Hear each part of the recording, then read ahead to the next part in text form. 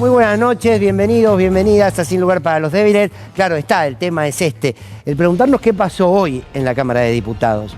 Particularmente coincido con el análisis de mis colegas que hoy durante el día se expresaron acá en el canal, que hay un escenario que hoy se mostró distinto, pero a mí siempre me gusta hacer una diferencia entre lo que es la foto y lo que puede ser la película. La foto de hoy es una foto interesante a analizar y ahora le voy a proponer que la pensemos.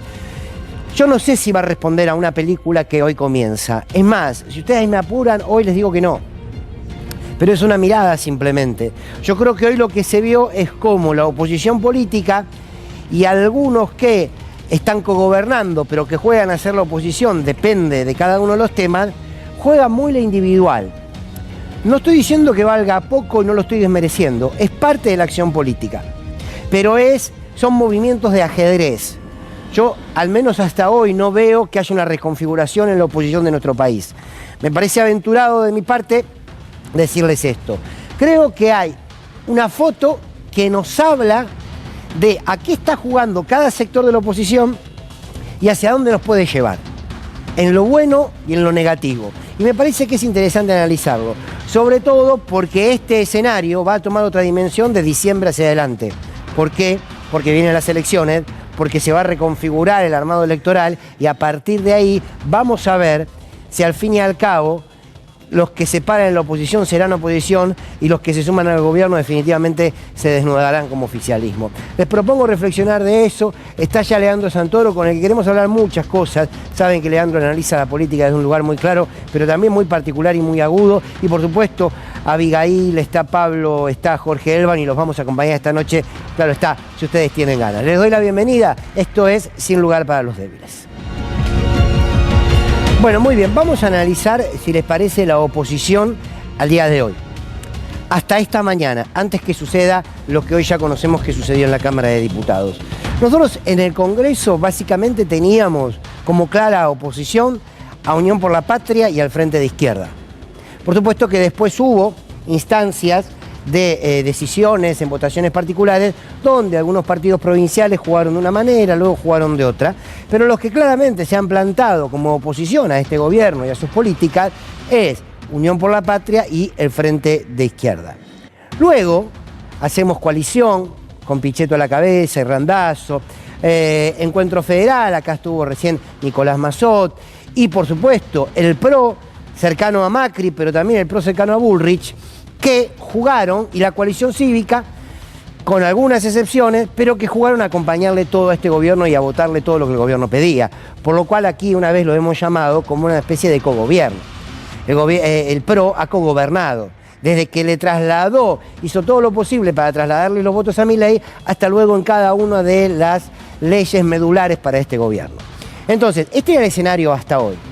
Hoy pasa algo distinto, que a muchos ilusiona, a mí en particular no, pero olvídense, que es que por primera vez los sectores que no son la Libertad Avanza, o sea, lo más puro del Ejecutivo, le dijeron que no a que se dé esta 100.000 millones de pesos a los servicios de inteligencia y todo lo que ya sabemos. Y a partir de ahí empiezan a haber lecturas de lo que puede venir. Y yo quiero ser cauteloso en eso. Entonces le propongo que reflexionemos por parte a cada uno de los actores que hoy se han opuesto al gobierno. Lo primero que quiero decir es que Mauricio Macri y el sector del PRO, que hoy votó en contra de este DNU del gobierno nacional sobre la CIDE, sigue siendo parte del gobierno. Si bien con algunos funcionarios, pocos, pero con algunos, sí con el peso político de que le permita al gobierno ir a dar una disputa en la legislatura y tener el voto. Y Macri hoy lo expresó, dijo algo así como, estuvieron 8 meses tratándome de boludo, boludeándome, qué sé yo. Hoy Macri pasó a cobrar por caja.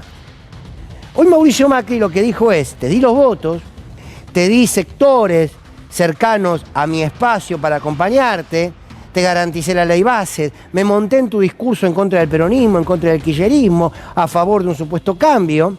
Y la verdad, me reuní con vos en varias oportunidades, y la verdad es que todo lo que te pedí no me lo terminás dando. ¿Qué le está pidiendo Macri? ¿Qué le ha pedido desde el principio? Más participación en el gobierno, más funcionarios, más hombres y mujeres en los ministerios. Macri quiere el poder para tomar decisiones en un sector del gobierno. Y Milei no se los ha dado.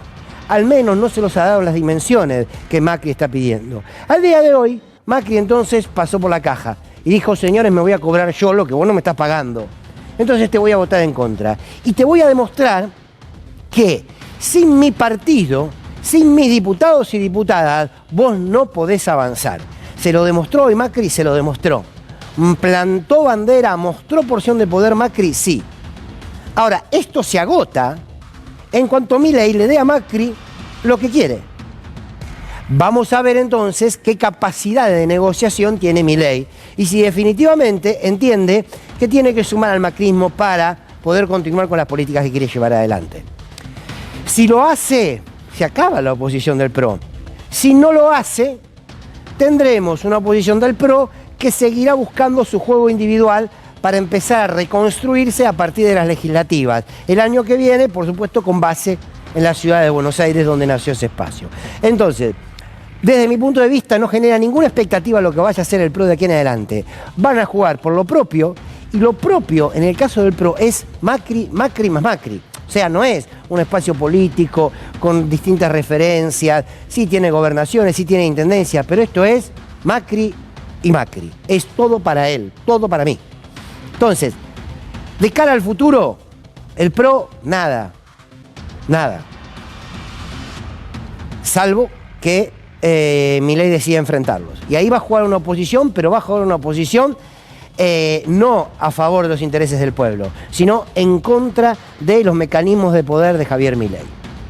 Por el otro lado, si nos detenemos en hacemos coalición o un encuentro federal, lo importante a destacar es que esto que hoy pasó, hacemos coalición, en términos de acumulación de poder no le sirve. ¿Por qué? Ahí lo vemos a Pichetto. ¿Por qué? Porque hacemos coalición tiene peso cuando la libertad avanza y el PRO votan juntos, Unión por la Patria y la izquierda votan oponiéndose a esto, los votos de hacemos coalición empiezan a tener un peso político que no tienen si el PRO se pasa a votarles en contra. Quiero decir, el rol del equilibrio y del rol de mirá cómo me necesitan para el quórum, mirá cómo me necesitan para ganar una ley, es lo que lo sostiene, o sea, es el menudeo. ¿No? Yo siempre digo, con todo respeto, no, es una interesante bolsa de gato, hacemos coalición, los que se fueron de todos lados enojados, ofendidos, dolidos, armaron la coalición, hacemos coalición, y ahora es el menudeo. Insisto, si el PRO vota como votó hoy en contra de la postura del gobierno, y los votos de hacemos coalición siempre importan, claro, pero pierde peso. O sea, que a Pichetto y a su espacio político lo que le sirve es las cosas tal cual funcionaron hasta hoy. Y por su parte, Unión por la Patria y el Frente de Izquierda, claro está, se oponen y seguramente en esa oposición también hay instancias de negociación, porque eso lo tienen todo y no deben asustarnos, pero seguirán fortaleciéndose de su lugar de oposición. Para quienes creen que acá nació una nueva oposición en la Argentina, yo les digo, en lo más mínimo nació una nueva oposición en la Argentina. Porque los actores que hasta ayer bancaban en todo el gobierno, hoy se oponen y mañana van a ser soldados del gobierno otra vez, porque juegan a la política en la táctica muy chiquitita, en el menudeo y en la parte. Vamos a la parte. Yo te doy esto si me das lo otro. Si bien eso siempre existe, aquí, insisto, ante los pedidos de Macri, si se responde ante eso, esto cambia. Sí sirve para darnos cuenta qué Argentina tendríamos o cuál sería el rol de este gobierno si cada uno respetase el voto popular, que era de ser oposición. Sin embargo, esto hasta hoy no sucedió. Entonces, insisto, yo creo que esto tiene una frase que lo sintetiza, lo que pasó hoy. Fue importante, no le quito valor, pero fue una foto. Al menos no veo que esto sea el principio de una película que va a parar a todo el arco político enfrente al gobierno de Milei. De ninguna manera creo que sea así, de ninguna manera. Lo que sí está claro es que hay actores que son fundamentales para lo que viene. Y aquí vuelvo a hablar de la Unión Cívica Radical. ¿Por qué? La jugada de Martín Lustó, con acuerdo con Unión por la Patria, fue muy importante. Tan importante fue que el rechazo de diputados mañana va a tener, no esto, pero un discurso donde seguramente Lustó y un sector de la Unión Cívica Radical van otra vez a mostrarse como oposición. Lo que necesita esta democracia es que cada uno se ubique definitivamente en un lugar. Que esto no quiere decir que si hay un buen proyecto de ley se pueda acompañar, o no. Lo que sí está claro es que la Unión Cívica Radical, una vez más, y tuvo un montón, tiene la oportunidad de volver a reconducir su proceso político y retomar y retornar a ese partido que fue nacional y que fue popular. Y yo creo que en Facundo Manes, creo que en Lustó, está la posibilidad de reconstruirse. La Unión Cívica Radical no puede acompañar a este gobierno. Después de Loredo tiene el afiche de Camilo Cienfuegos en el dormitorio, se lo mira a la noche, está convencido de bajo de Sierra Maestra, pero no califica ni para el análisis de Loredo. Ahora, lo que sí es claro es que la Unión Cívica Radical puede comenzar un nuevo proceso. Y yo creo que la democracia le está pidiendo que lo haga. Porque lo que viene en términos de construcción política debe ser, desde el peronismo y como columna vertebral del peronismo, por supuesto, debe ser mucho más amplio. Es más, mucho más amplio de lo que fue el Frente de Todos. Porque no debe ser una amplitud solamente de las distintas expresiones del peronismo, sino que debe ir por más. ¿Por qué? Porque naturalmente la derecha se va a ordenar. Se va a ordenar siempre como se ordenó, que es cada vez que apareció un liderazgo, un candidato, una candidata con posibilidades de acceder al poder que represente los intereses de los más vulnerables, de los trabajadores, la derecha se une y va por vos. Punto. Entonces, cierro con esto. Esto fue una foto nada más. Una foto donde cada cual jugó a lo que necesitaba en este momento. Con la excepción, insisto, de los que siempre fueron oposición. Bien, habrá que ver cuánta inteligencia política hay para empezar a construir alianzas, que evidentemente van a ser alianzas de baldosa. Quiero decir, nos vamos a unir para esto, le paramos esto y pasamos a la baldosa de al lado y otra vez se vota todo fragmentado y aquellos que dijeron blanco mañana dicen negro. Yo creo que eso se va a profundizar. Y creo que las elecciones del año que viene, las elecciones legislativas, van a ser más importantes para el ordenamiento interno de cada uno de los espacios políticos que la resultante de lo que vaya a pasar hacia afuera. Nada, algún manojo de ideas. No hay una nueva oposición. Hasta ahora hubo uno o dos. No hay un cambio, una escena política distinta. Creo que no. Ojalá me equivoque, pero creo que no. Pero si además alguno me dice, che, la nueva escena política es con el PRO siendo oposición, y dejarlos donde están. Dejarlos donde están. Porque ya sabemos que después, cuando ganaron un poquito de poder, por los primeros que vienen, ya saben, ¿no? Fíjense si no están golpeando la puerta o tocando el timbre. Buenas noches, bienvenidos y bienvenidas. Esto es Sin Lugar para los Débiles.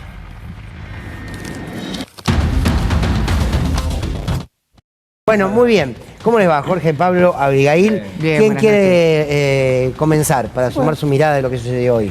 No, yo creo que estamos frente a un escenario, por un lado, de una armada Brancaleone, para los que vieron la película en los años 90 del siglo pasado, que es obviamente este rejunte que ha hecho los libertarios, los anarco-libertarios en la Argentina para tener candidatos en las últimas elecciones legislativas, y estamos viendo lo que pasa en el marco de eso. Evidentemente no hay una coherencia, son improvisados no solamente en la gestión, sino en la deliberación legislativa. Y por otro lado, un megalómano llamado Javier Milei, que debe estar en este momento estallado porque realmente vino a comerse la Argentina con el 10% de diputados, el 6% de senadores, y está viendo que no puede hacer eso. Bueno, un megalómano y la Armada Brancaleone juntos, lamentablemente destruyendo el país que a partir de las políticas, sobre todo económicas, que están desarrollando. ¿Avi? Y a mí me parece que se están empezando a ordenar los melones en el carro, como decían en el pueblo. Esto significa que cada uno está tratando de encontrar el lugar que tenía. Ahora, ¿qué pasa después? Bueno, esa es la gran pregunta. Me tomo esto que decía Jorge sobre el año que viene, porque es importante, lo charlábamos fuera de aire. ¿Y qué pasa el año que viene? ¿Cómo se arma el partido político? ¿Qué pasa con la oposición? Porque hoy, oposición, ¿quién es oposición? Unión por la Patria, encontrás. El Frente de Izquierda. El Frente de Izquierda. Sí. Sí. Axel Kicillof. Está bien, pero estamos hablando dentro de Unión por la Patria. Claro. Sí. ¿Lo está sacando ya? No, es como uno de los grandes referentes. Juan Grabois. Bastante quilombo hay, ¿no? Juan Grabois también, digo. Bueno, no armemos más lío del que hay. Pero es cierto, y la Unión Cívica Radical, que tenía unos valores que antaño de por sí eran las dos fuerzas mayoritarias, tanto el peronismo como la Unión Cívica Radical, hoy realmente me parece que es una fuerza que necesita empezar a ponerse de pie. A mí me pareció interesante el acercamiento de Lustó con Unión por la Patria para coincidir en que debía presidir la comisión. Me parece que hay un camino interesante, por lo menos, para intentar recordar. Ya estuvieron juntos en algún momento, recordemos claro, que Lustó fue ministro de Cristina. No recordemos cómo terminó. Sí, claro, no importa, pero fue ministro. Coincido un poco con lo que decías vos, Fernando. Me parece que hay como demasiada excitación, ¿no? Por momentos con lo que ocurrió en el día de hoy. Lo bueno es que aparece la política, ¿no? Eso me parece que es lo que celebro después de tanto grito, de tanta red social, de tanta foto, de tanta cosa ilustrativa que no conduce a nada, me parece importante. Pero bueno, no olvidemos que estamos hablando de Mauricio Macri. 1.000 millones eran en aquel momento los destinados a la Agencia Federal de Inteligencia. Es decir, si esto tiene que ver con posicionarse en contra de esos fondos reservados que tan bien utilizó en beneficio y en provecho propio, me parece que somos un poco ilusos, sí, ¿no? Yo creo que hay una carta también que le devuelve a Bullrich en todo también esto, ¿no? Me parece. Bueno, vamos a... Trincaja, pasó a cobrar, Macri pasó a cobrar. Bueno, vamos a charlar con alguien que sabe bastante, mucho más que nosotros de todo lo que está pasando en política y sobre todo lo que sucede en algunos pasillos. Leandro, un placer tenerte. Gracias por venir. Fer. Muchísimas gracias por venir. ¿Pasó lo de San Lorenzo ya? No. Injusta eliminación de la Copa Libertadores. La verdad que sí. Bueno, a ver, desde tu mirada y tu análisis, ¿qué pasó hoy? Más allá de lo concreto, que se votó en contra de este DNU, pero... ¿se reconfiguró algo o es una foto nomás? No, es una foto. Lo que pasa es que hay una decisión política que hay que saber leer, que es que fuerzas que hasta este momento venían trabajando muy cerca de Milei, confluyeron con nosotros para ponerle un límite a un avance institucional inaceptable. Porque darle 100.000 millones de pesos a la CIDE, después de haberla modificado por decreto también, era un peligro para la democracia. Entonces, yo creo que seguramente el Senado va a terminar con la tarea de derogar este decreto y bueno, y probablemente logremos que a partir de la discusión del presupuesto podamos tener una discusión más sensata acerca de qué hay que hacer con los servicios de inteligencia, porque un país lo tiene que tener. Lo que no es razonable es que modifiquen la ley de inteligencia por decreto, no es razonable que con otro decreto diferente le asignen 100.000 millones de pesos y que esos fondos sean reservados, secretos y que nadie los controle. Así que ojalá esto se reencauce. Hay una... A ver... Uno entiende que la política de la oposición en algún momento va a tener que empezar a ampliar, ¿no? Ampliar los espacios, sumar. Porque quizás no alcanza. No lo digo solo en términos electorales, sino en términos de representatividad política. ¿Vos crees que eso se está dando, que es apresurado, que todavía lo que hace el gobierno te lleva puesto y no te da tiempo para otra cosa? No, yo creo que con el deterioro socioeconómico la presión social va a ser más fuerte para que la oposición se junte y le ponga un límite parlamentario y después construya una alternativa de gobierno. La pregunta es si ese deterioro socioeconómico para el año que viene va a ser tan fuerte que torne inevitable que espacios políticos que tenemos estrategias y tácticas diferentes confluyamos en una misma lista electoral. Yo no lo sé, pero eso hay que saberlo leer. En segundo lugar, hay una discusión político-programática. Vos decías recién, es auspicioso que nos hayamos juntado con los radicales para ponerle un límite también en el Senado con la Comisión Bicameral de Revisión de los Organismos de Inteligencia, y es cierto.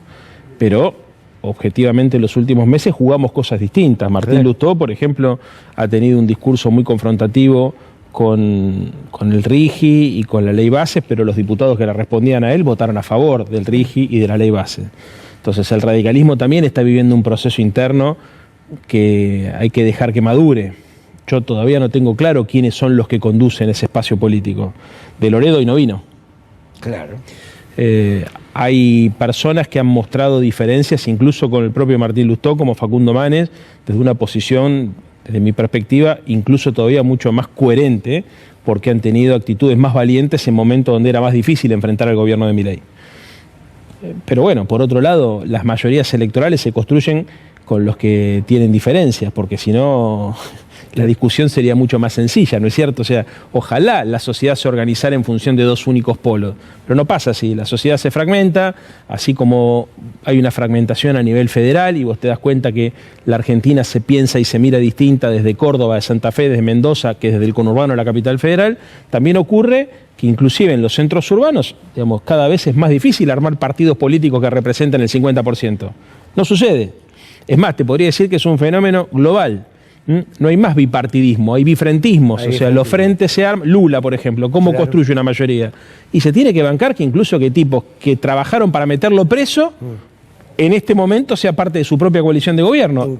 Sí. Pero lo hizo porque La fragmentación de la sociedad tiene una correlación en la fragmentación del sistema político y los líderes tienen que tener la grandeza como para dejar atrás viejas rencillas y ponerse de acuerdo en función de los intereses nacionales. Hay una sociedad, yo creo que hay una sociedad que es distinta. Yo no digo que reclame otras cosas, porque al fin y al cabo, en todos los tiempos las sociedades reclaman trabajo, vivir bien, tener acceso a la salud. Ahora, ¿vos ves que hay una sociedad que está interpelando a la política desde otro lugar? ¿Que en eso Milei significó algo importante o también fue momentáneo? No, yo creo que había un agotamiento del modelo del estado de bienestar. Y eso también es un fenómeno global. El Estado que prestaba servicios, que trataba de regular las actividades económicas para mejorar la redistribución del ingreso, en todo el mundo entró en crisis. Y la tensión entre el capitalismo y la democracia llevó a que muchos de nosotros empezáramos a hablar de democracias ingobernables. Es algo que está pasando en el mundo.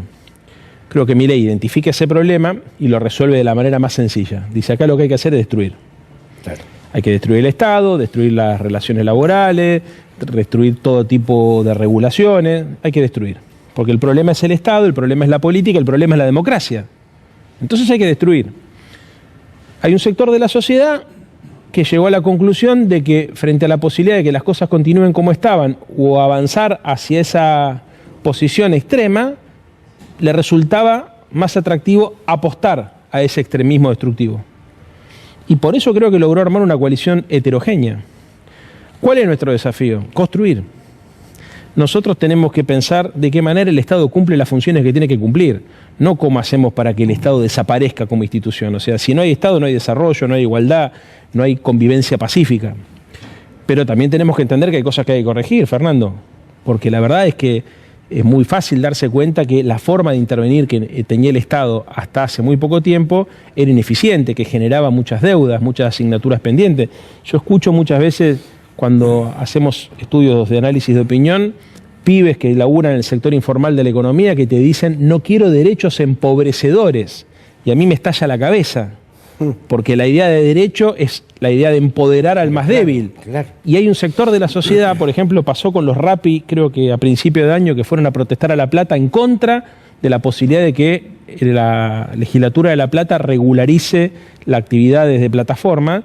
Los pibes decían, no quiero que regularicen nada porque esto va a significar que voy a ganar menos guita. Entonces, hay un cambio en el mercado laboral, hay un cambio en la subjetividad de la gente como consecuencia del cambio en el mercado laboral, y el peronismo me parece que está un poco atrás de ese debate. El sujeto, es muy interesante lo que planteas. Digo, a mí me parece que el sujeto político, el actor social fundamental del peronismo, que es el trabajador, hoy no es de las características, es porque también es un trabajador el pibe de la bicicleta. Claro. Entonces no es ese estereotipo, por decirlo de alguna manera. Y me parece que eso es lo que se está... Te la voy a poner un poco más compleja, porque si escuchara Moreno esto diría, no... Porque... No, nos reputea, olvídate, sí, deja. Pero a ver, pero en esto voy a darle la derecha a Moreno, que bueno, justo le puede dar la derecha a Moreno. Pero porque también hay trabajadores industriales del siglo XX. La Argentina es un país muy heterogéneo. Entonces, existen trabajadores formales que están regularizados bajo convenio colectivo y que tienen situaciones o relaciones laborales muy parecidas a las del siglo XX. Lo que pasa es que en la Argentina también conviven otros pibes que tienen otra percepción de las cosas y que tienen más que ver con la economía del siglo XXI. O sea, hay industria, hay servicios, hay pibes que laburan con el celular, claro, y laburan con el celular. Algunos hacen trader de bonos, o sea, mueven bonos, otros venden artesanías por Mercado Libre, otros son Uber o Rappi, y otros son programadores. Son cosas distintas, pero ¿qué tienen en común? Primero tienen una relación mucho más individual y más solitaria con el resto de los actores del sistema.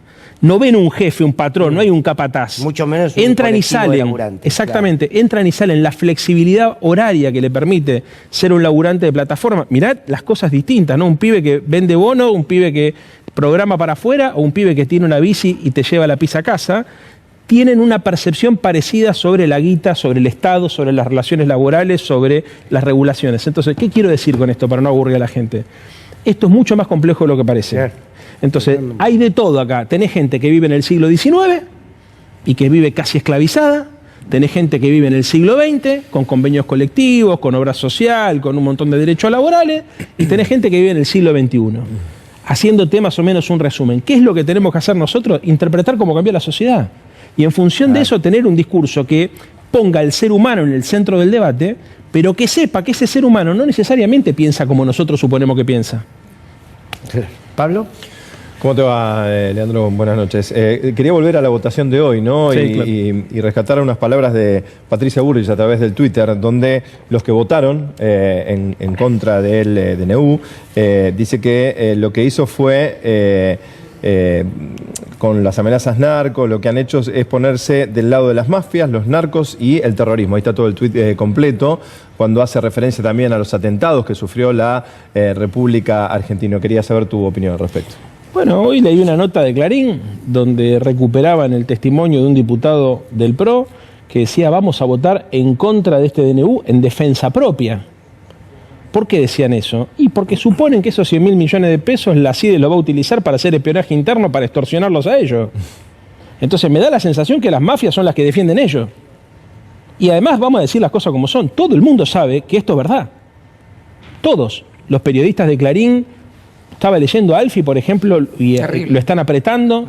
Claro. A Calvo, también, de perfil, lo están apretando. Diputados, que dice que... Bueno, no voy a poner nombre, un diputado amigo mío me contó una persecución y que le hicieron un seguimiento. Un diputado muy conocido. Hay empresarios que dicen cosas parecidas. Entonces me da la sensación que todo el mundo se dio cuenta que esta maniobra de financiar a la AFI tenía que ver con la necesidad de darle más poder a las mafias que ayudan a que el gobierno se mantenga tomando la iniciativa. Avi. La pregunta también que yo me hacía era, de los 100.000 millones ya se gastó plata. Sí. Se liquidó gran parte de ese dinero. Más allá de dónde, porque claramente nunca lo vamos a saber, porque tampoco lo van a contar, así de simple. ¿Qué se hace ahora? Acciones judiciales. Acciones judiciales no tendrían que haberla gastado por el sencillo motivo de que el trámite que dio origen a esa partida no había culminado. A ver, ¿qué hace una democracia normal? Tiene una ley de presupuesto, el presupuesto va al Congreso, en el Congreso lo discutimos, se sanciona esa ley y después, en todo caso, el jefe de gabinete reasigna alguna partida por si tiene algún tipo de problema. ¿Qué hicieron estos tipos? No mandaron el presupuesto este año, le dieron plata a la AFI en su momento y después cuando fue la CIDE volvieron a reforzar y después de reforzar esas partidas sacaron un decreto que es un presupuesto nuevo que ellos no deberían haber gastado hasta que no culmine el tratamiento en la Comisión Bicameral de Trámites Parlamentarios que terminó este viernes porque el tratamiento no estaba culminado, porque podría haber pasado que esa comisión rechace o objete ese DNU, o podría haber pasado, y ellos tendrían que haber anticipado, lo que pasó finalmente hoy, que como esa comisión no se manifestó, lo discutimos en el recinto del Congreso. Y en el recinto del Congreso, una amplia mayoría de diputados decidimos dar por nulo ese decreto. Entonces, quienes ejecutaron esa partida presupuestaria sin que haya culminado el proceso irregular que los llevó a estos tipos a hacerse de 100.000 millones de pesos y lo gastaron, ¿sabés qué van a tener que hacer? Van a tener que dar explicaciones en la justicia. Pero te digo una cosa más, no me extraña, porque para hacer maldades estos tipos son rapidísimos. Gastaron 80.000 millones de pesos en 3 semanas. Ahora, hace 4 meses que tenemos 5 toneladas de comida que está esperando en los galpones de promoción social. Con caca de gato. Después de haber tenido 5 intimaciones judiciales. Sí. Entonces, viste, para las maldades son rapidísimos. Ejecutaron 33.000 millones de pesos en pauta de YPF en un semestre. A ver si entendemos esto. El gobierno que dice que no gasta en pauta, que no pone plata a ningún lado, 33.000 millones de pesos en un semestre. La ejecutaron. En julio, el 1 de julio, el señor Iguacel armó una empresita. Ahora en agosto le dieron 4 áreas maduras de explotación de petróleo. Vos imaginate si un funcionario de cualquier gobierno en cualquier país del mundo se arma una empresa y a los 15 días le dan 4 áreas de explotación madura de petróleo.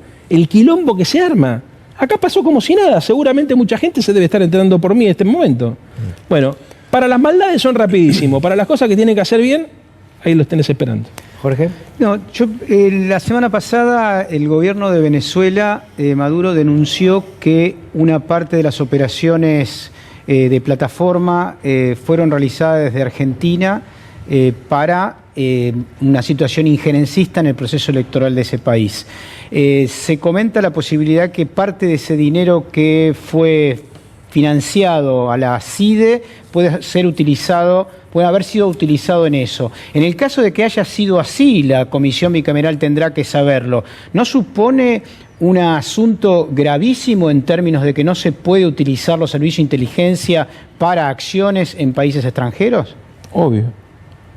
Como tampoco se la pueden llevar a la casa la guita. Que intuyo que algo de eso debe haber. Sí, claro.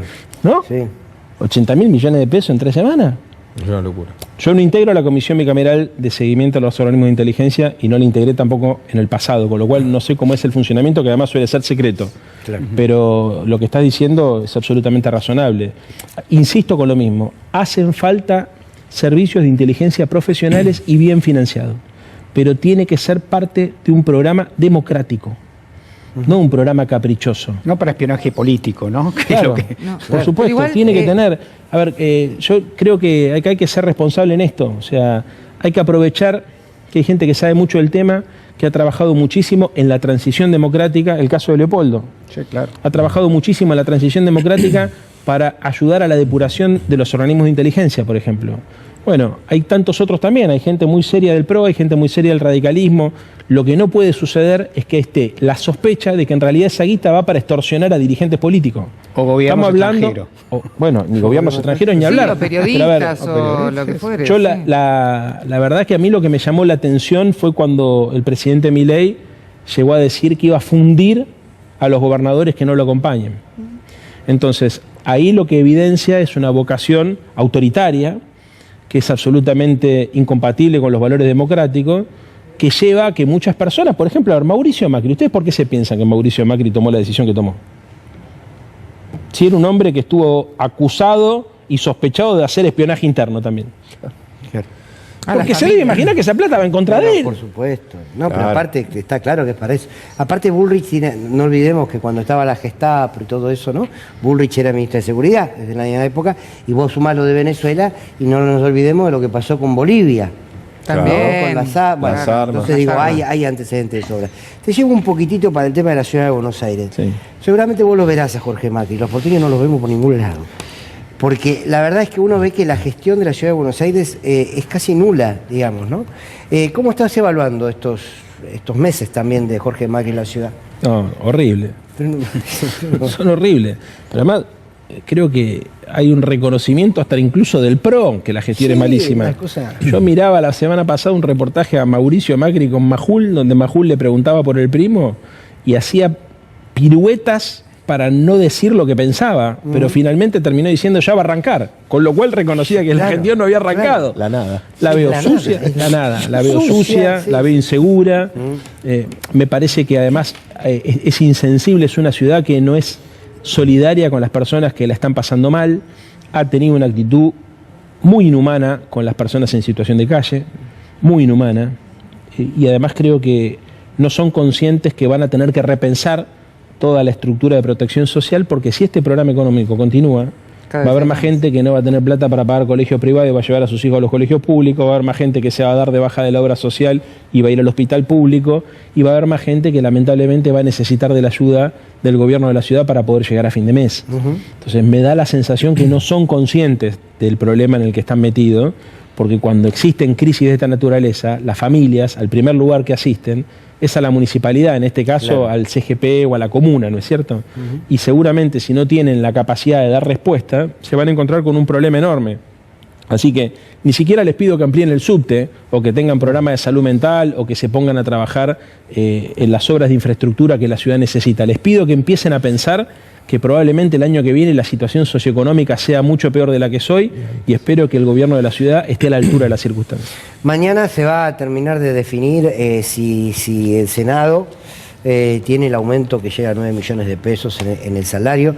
Yo venía diciendo estos días que yo no estoy en contra de que tengan buenos salarios, el número es como una ofensa en este contexto.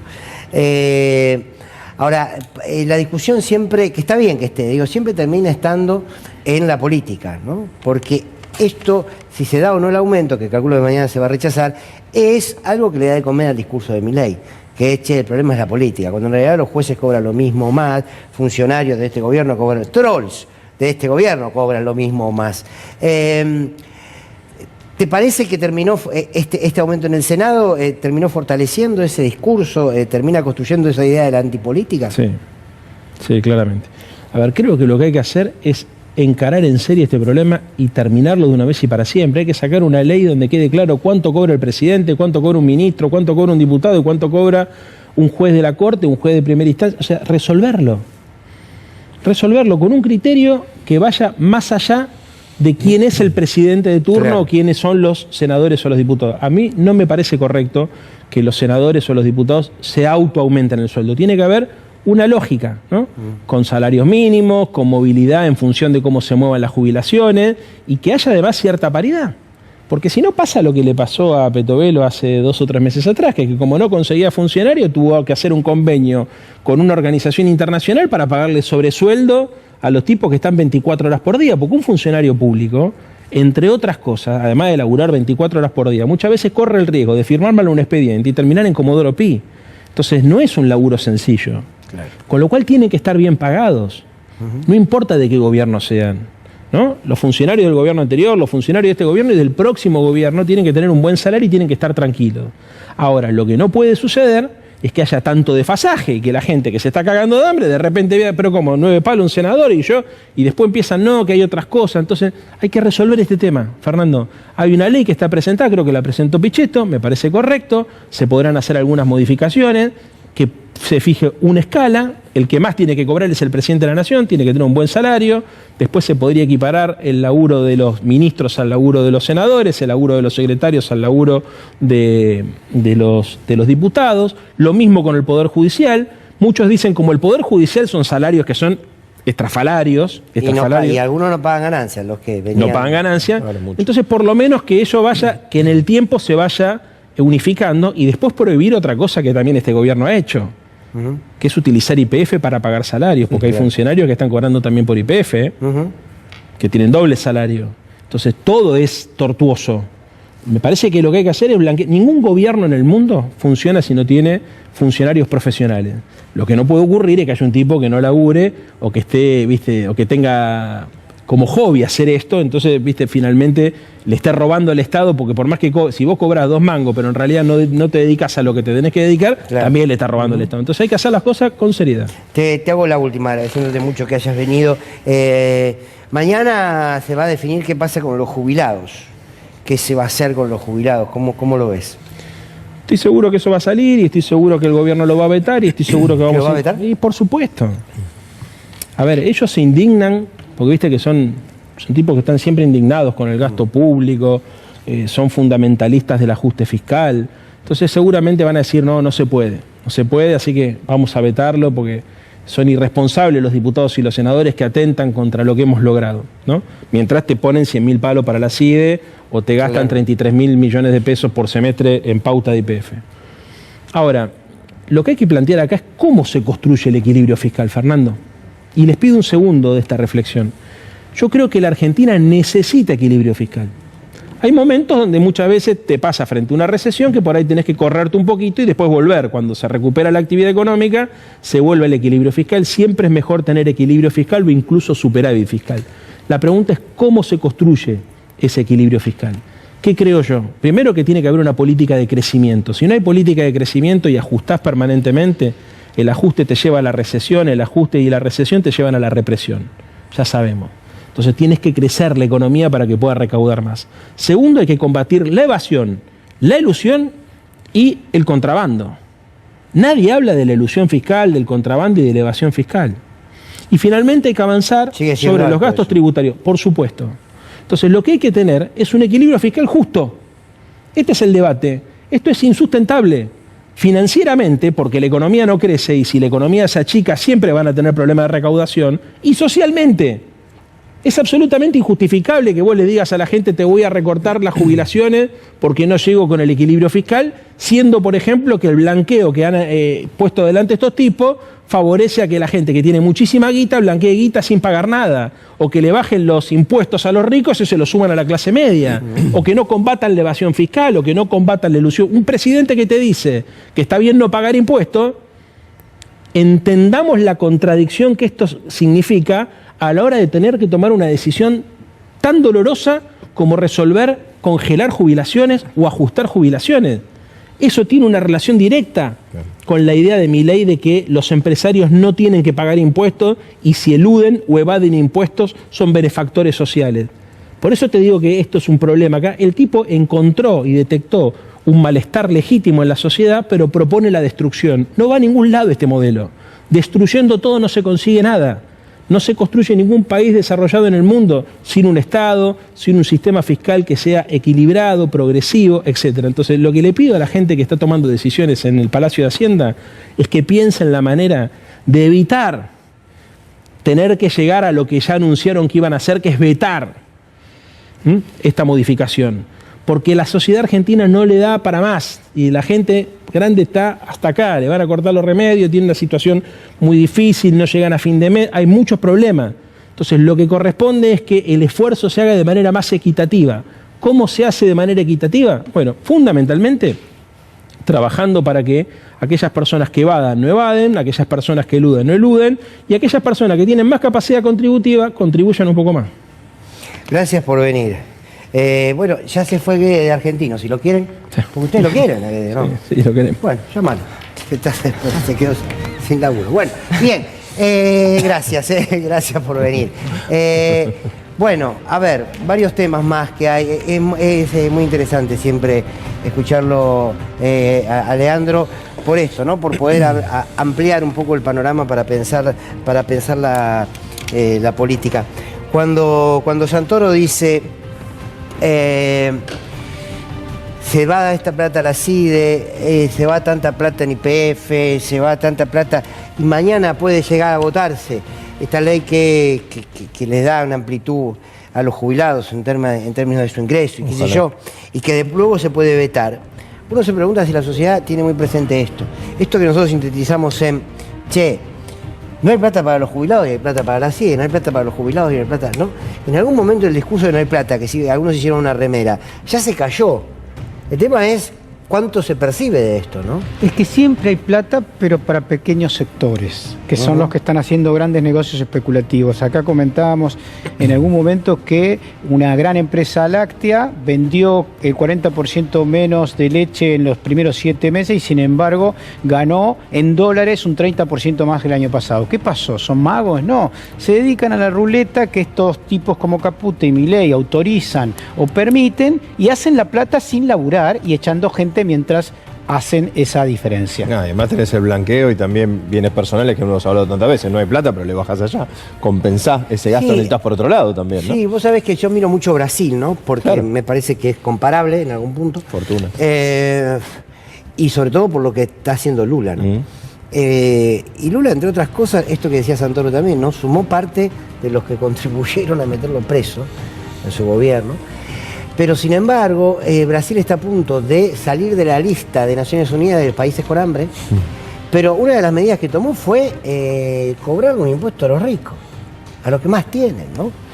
Digo, y con este gobierno esto no va a suceder. El tema es también si como sociedad nosotros podemos entender, vos siempre lo decís, Jorge, bueno, recién lo decías, ¿no? Cuando hay plata para unos pocos, bueno, a veces la discusión ideológica es tan sencilla como eso. ¿Quién cree que pague más? Mira, suena más ideológica. Si para el COVID se pudo, ¿por qué no sería ahora, no? Pero me parece que esto que vos decís, para poder hacer eso, en primer lugar tenés que ser una persona preparada. Tenés que saber hacer política, como mínimo. Como mínimo. Tenés que creer en el bien común. Ni hablar. Vos tenés que empezar a ver a la persona, o sea, la que tenés enfrente, diríamos, como bueno... con sos empatía, el otro, claro, con empatía. Claro, viste, sos un ser humano, también tenés necesidades, o sea, pensás en tus viejos, pensás en tus abuelos. Claro. Y además también no tenés que tener miedo, porque no tenés que tener miedo de enfrentarte al poder económico. Porque una vez que vos ya estás construyendo todo ese poder, el poder económico, que es el que por ahí te maneja los gobiernos, tranquilamente puedes decir, ¿sabes qué? A mí ahora no me interesas. Pues yo tengo todo este apoyo, porque Sí, lo construí. y a veces también, yo creo que hay sectores del poder económico que tenés que enfrentar inevitablemente, sobre Sí, todo. claro. ¿No? Pero también quiero decir, a lo mejor Jorge, ustedes saben mucho más de esto que yo, el kirchnerismo generó una calidad de vida muy buena, llegó a ese 50-50, y los empresarios ganaron guita, ¿eh? Siempre ganan plata. No es que, uy, ¿cómo perdieron los empresarios en Sí, Argentina? pero los disciplinó bueno, el por eso. Estado. Y lo que no Ahí está, soportan ahí estos está. personajes es con Rosas, con Irigoyen, con Perón, con Kirchner, con los Kirchner, en esos 4 momentos, los dueños de la Argentina estuvieron disciplinados y tenían que pedir permiso porque la democracia era más importante que ellos. Y esto es la venganza. Lo que estamos viendo es la venganza de esos actores que no soporta y ahora están en el poder poniendo uno de sus empleados, como es el señor Milei. Sí. Pero igualmente es el Estado. Yo vuelvo, perdón, Sí, sí. pero es el Estado. No es el privado. El Estado es el que tiene que dar la respuesta. Si vos tenés una empresa, ¿por qué yo te tengo que obligar a vos? En todo caso, o sea, yo Estado tengo que tomar las riendas del asunto. Porque Por eso, para eso la estoy. discusión el otro día lo decía Cristina Kirchner, cuando dijo que ya para ella el capitalismo ya no es una discusión en el mundo, porque ya está. Lo que hay que discutir es quién va a conducir el proceso capitalista, si lo va a conducir el Estado o lo va a conducir el privado. Yo creo que debe conducirlo claramente Sí, el Estado. totalmente de acuerdo. Porque después la discusión de si capitalismo ahí tiene otra alternativa, no la vamos a dar ahora. Porque, Nada más nos mata, Agustina, ya está. Pero Se bueno, nos terminó. la seguimos mañana. Dale. Sí, gracias Dale. a todos y a todas. Por favor. Mañana a las 23 horas, si tienen ganas, aquí estaremos. Muchísimas gracias por acompañarnos como cada noche. Que estén muy bien.